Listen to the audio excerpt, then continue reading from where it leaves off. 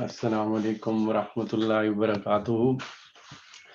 आज के टॉपिक के लिहाज से मैंने ना यहाँ पे अहादीस कुछ चूज़ की हैं। 3 अहादीस हैं और उसके जो टॉपिक है वो जादू का है, या आप उसको सिफली अलूम भी कह सकते हैं, या इस तरह के अलूम जिसको जादू टोना या इस तरह की बात कर सकते हैं। तो हमने अच्छी चीज़ ये भी है कि हमने पिछले हफ्तों में तो माउज़तैन का भी पढ़ा था, तो थोड़ा बहुत हमें आइडिया उससे भी है कि पता ये चलता है कि वो इल्म तो है, और एक आध दफ़ा कुछ ऐसे इंडिकेशन भी मिलती है कि हज़ूर पाक सल्लल्लाहु अलैहि वसल्लम पे करने की कोशिश भी की गई थी। तो अब सूरह बकरा की जब हम आयत पढ़ेंगे, इस 102 नंबर आयत है और काफ़ी लंबी आयत है, उसके अंदर ये फिर डिटेल में इसका ज़िक्र हुआ और थोड़ा उसकी गहराई में जाना होगा। तो उससे पहले मैं ये अहादीस पढ़ लूँ ताकि हमें थोड़ा-सा बैकग्राउंड विज़िबल हो जाए कि बेसिकली ये है क्या?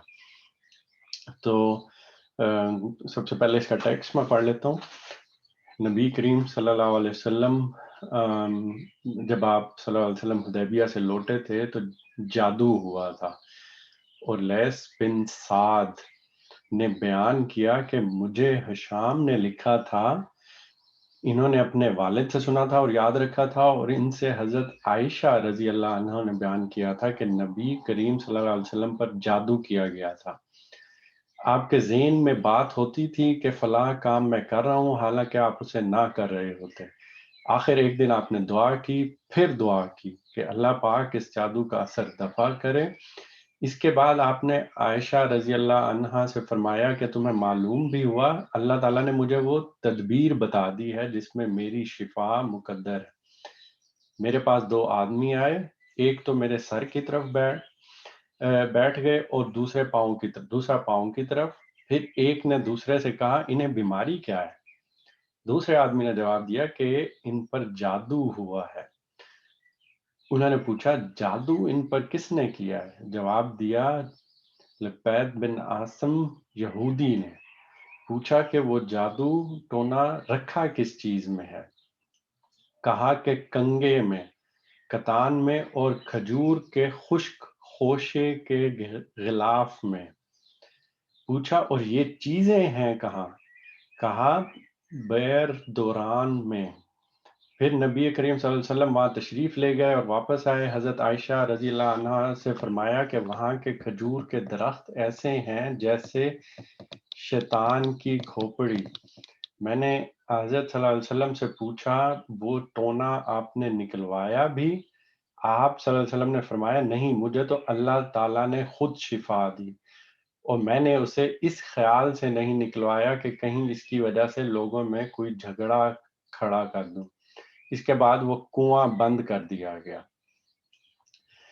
अम, तो पूरी हमने ये हदीस पढ़ी है, तो उसमें से जो जो की पॉइंट्स है ना, मैं वो आपको सिर्फ बताना चाह रहा हूँ कि ताकि उससे वो कुरान पाक जब हम ये सूरह बकरा की आयत 102 पढ़े ना, तो हमें क्लियर हो जाए कि बात की क्या जा रही है।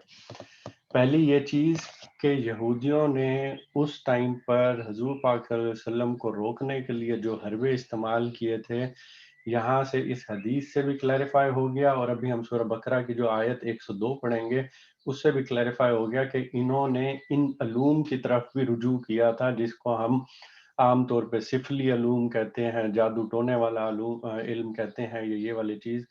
तो साबित ये भी हो रहा है कि ये इल्म है, ये हजूर पाक सल्लल्लाहु अलैहि वसल्लम पर भी किया गया था। और हमने बैकग्राउंड में पहले पढ़ा था कि वो जो मौज़तैन नाजिल हुई थी, तो अल्लाह ताला की तरफ से हजूर पाक सल्लल्लाहु अलैहि वसल्लम को फिर सिखाई गई थी, जिसमें वो वाली आयत भी है, मिन शर्रि नफ़्फ़ासाति फ़िल उक़द वाली, कि उनके शर से भी पनाह मांगने की अल्लाह ताला ने हजूर पाक सल्लल्लाहु अलैहि वसल्लम को हिदायत की थी कि भाई अल्लाह फिर उनकी हिफाजत करेंगे। तो ये 3-4 चीज़ें यहाँ क्लैरिफ़ाई हो रही हैं कि ये जादू वाला इल्म सिफ़ली अलूम है। यहूदियों ने ये कोशिश भी की थी हज़ूर पाक सल्लल्लाहु अलैहि वसल्लम के ऊपर इस तरह से उनको नुकसान पहुँचाने की। और लास्ट जो आखिरी बात मैं यहाँ बताऊँ कि बहुत इम्पोर्टेंट है, कि जब उन्होंने हज़ूर पाक सल्लल्लाहु अलैहि वसल्लम से पूछा था कि वो जो जादू टोना आपने निकलवाया भी, तो हज़ूर पाक सल्लल्लाहु अलैहि वसल्लम ने कहा था, नहीं, मुझे अल्लाह ताला ने खुद शिफा दी। और ये चीज़ कुरान की आयत से भी जब हम पढ़ेंगे तो साबित होगा کہ بے شک اللہ تعالیٰ نے یہ علم دیے ہوئے ہیں، انسانوں کو دیے ہوئے ہیں، اور ہم پہلے بھی یہ ڈسکس کر چکے ہوئے ہیں کہ یہ صرف انسانوں کے لیے ہیں. جس طرح سائنسی علوم ہے، اسی طرح سفلی علوم ہے، اسی طرح اور اس طرح کے کئی علوم ہیں. تو پچھلے دور میں سفلی علوم کا تھا، آج کل سائنسی علوم کا دورہ ہے. تو یہ علم دیے گئے ہیں، لیکن اور ان میں کچھ قوانین بنے ہوئے ہیں، یعنی یہ علم کریں تو اس طرح سے یہ کچھ ہوگا. لیکن اللہ تعالیٰ کے اوپر یہ قانون نافذ نہیں ہوتے. اللہ تعالیٰ نے انسانوں کو یہ علم دیا ہے کہ وہ ان علوم سائنسی علوم ہے فار ایگزامپل سیکھیں، اس سے چیزیں دیکھیں، تسخیر کریں، وہ سارے کچھ کریں، لیکن اللہ تعالیٰ کے اوپر یہ قوانین نازل نہیں ہوتے. اور ادھر بھی یہی ہوا تھا کہ وہ جادو ٹونا حضور پاک صلی اللہ علیہ وسلم نے خود جا کے نکلوایا، ایسا کچھ نہیں کیا تھا. اور یہاں اسپیسیفکلی یہ صحیح بخاری کی اس میں مینشن کیا جا رہا ہے کہ اللہ تعالیٰ نے خود شفا دی تھی انہیں. اور بہت بڑا لیسن ہے ہمارے لیے بھی کہ ہمیں بھی جب شک ہوتا ہے کہ ہمارے پہ جادو کیا گیا ہے، تو بجائے اس کے کہ ہم جا کے دوسرے لوگوں کے پاس یا دوبارہ جا کے جادو ٹونے کیسے علاج کروانے کی کوشش کریں، تو اللہ تعالیٰ کے پاس ہی رجوع کرنا چاہیے اور اللہ سے ہی شفا مانگنی چاہیے اور معوذتین کو یوز کرنا چاہیے کہ وہ ان صورتوں کی تلاوت کرنی چاہیے. اب پھر اگلی بات ہوتی ہے کہ اگر جادو والا علم ہے اور یہ سفلی علوم ہیں، تو پھر ان کا سیکھنے کے بارے میں کس طرح سے کیا کہا جاتا ہے. تو ابھی یہ ہم صرف احادیث میں ہی دیکھ رہے ہیں. تو اگلی جو سورہ بخاری کی حدیث ہے، تو اس میں حضرت ابو ہریرہ رضی اللہ عنہ نے روایت کی ہے، انہوں نے کہا کہ حضور پاک صلی اللہ علیہ وسلم نے فرمایا، تباہ کر دینے والی چیز اللہ کے ساتھ شرک کرنا ہے، اس سے بچو، اور جادو کرنے کرانے سے بھی بچو. یعنی کہ بہت کلیئر یہاں پہ پہلے شرک کا ذکر کیا، اور ہمیں پتہ ہے کہ شرک ایک ایسا گناہ ہے جس کی کوئی معافی نہیں ہے. اور ہم یہودیوں کے بھی جب ہم پڑھ رہے تھے واقعات، تو اس میں بھی ہم نے دیکھا تھا کہ ان کو اس دنیا میں بھی شرک پہ قتل کی سزا دی گئی تھی، اور ان کو کروایا گیا تھا حضرت موسیٰ کے ساتھ جب وہ پورا لشکر جا رہا تھا اور انہوں نے بچڑے کو معبود بنایا تھا، شرک کیا تھا. تو اللہ تعالیٰ نے انہی کے رشتہ داروں کو حکم دیا تھا، انہی کے بھائیوں میں سے حکم دیا تھا کہ جس نے شرک کیا اسے دنیا میں بھی قتل کی سزا دی گئی تھی. اس جیسے گناہ کے ساتھ پھر انہوں نے ذکر کس چیز کا کیا کہ جادو کرنے کرانے سے بھی بچو. یعنی تسلیم یہ ہو رہا ہے کہ یہ علم ہے، جادو ہوتا ہے، یہ سارا کچھ ہے، لیکن اس سے کرنے کرانے میں سے بچنا چاہیے اور صرف اللہ کی طرف رجوع کرنا چاہیے. پھر ایک اور لاسٹ حدیث ہے جس کا میں یہاں ذکر کر دوں کہ